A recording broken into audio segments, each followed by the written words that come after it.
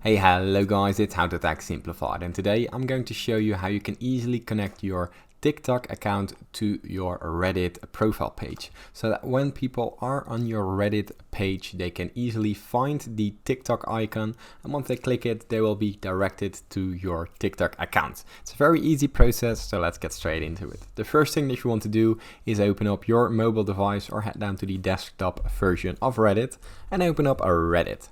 Now, right here, we're on our Reddit profile, the home screen. Now, from out here, we're going to the top right corner where your profile picture appears.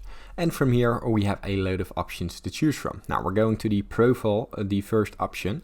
And right here, you already see a couple of clickable social links. Now, here we're going to add a social link right in the middle of our screen, and here you already see the TikTok icon. Now simply press this and use the username of your TikTok account. Now let's say I want to add my own, simply How to Tech, press save, and from out here it creates a TikTok icon with the username, and when I click it, it will be directed to the TikTok account that I just put in the username for. So it's very easy. Now from out here, people can easily direct straight from your Reddit page towards your TikTok account. If this tutorial was helpful, please consider subscribing to my YouTube channel. This helps me out a lot, and thank you for watching.